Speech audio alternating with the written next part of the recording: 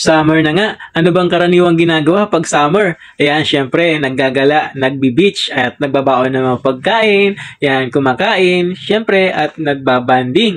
O, di ba? Kung wala kang hilig maligo, ayan, pwede ka matulog. Ayan.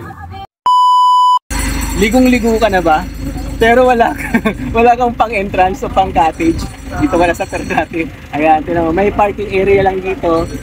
Andito po kami sa San Juan Unod, Ternate, Cavite at libutin natin ang lawak dito ng parking area, o di ba? Halagang 50 pesos, safe na ang inyong sasakyan at may enjoy nyo na yung dagat dito. Wala kayong babayaran na entrance. Kaya mo ring mag-cottage, pwede din.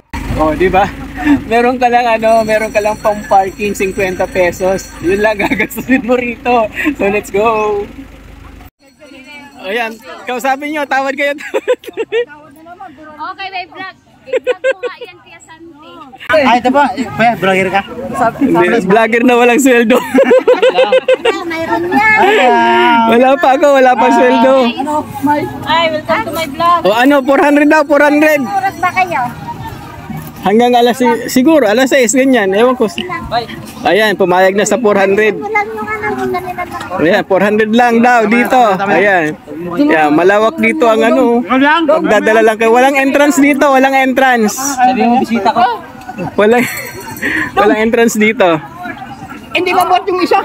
So dito tayo. Ayun, Ayan. isa na, alisin. Pwede kayo ritong mag-camping, wala kayong entrance, tapos wala kayong pang-cottage, pwede. Oh, pero ang daming tao dito, tingnan nyo. Ayan na. Nakarating na kayo ng dagat. Iba talaga ang pag-vlogger. Uy. Ayan. Marami ng tao dito.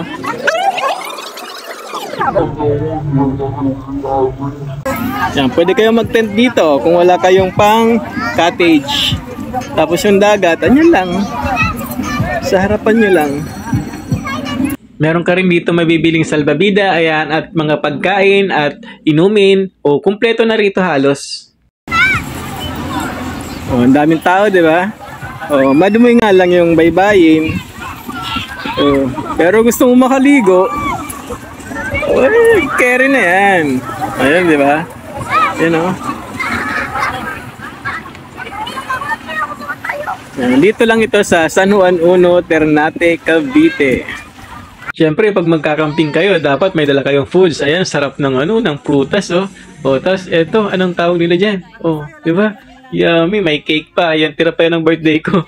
Ayan, meron siyang tahong at merong pansit. Ayan lang, simple lang. Pag gusto mo lang talaga makagala-gala, ayan. Kahit anong madala mo, pwede na yan. Di ba? Oh, sarap yan. Pero bago kumain yan, picture-picture daw muna. Ayan. At syempre, pumwesto na nga sila. Pero binibideo ko muna bago sila picturean.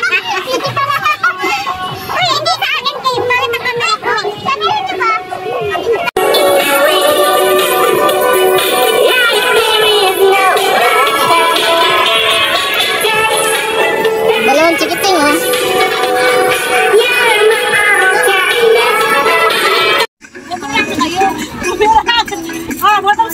Okay.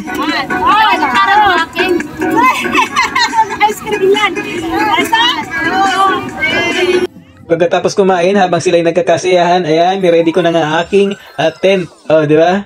Oh, at nakakatulog na nga ako dyan. Habang sila nag-i-enjoy, ako kasi wala ako talagang hiling maligo sa ilog man yan o sa dagat, wala akong hiling maligo. Yan, sumasama lang ako, pero ginagawa ko, yan, natutulog lang.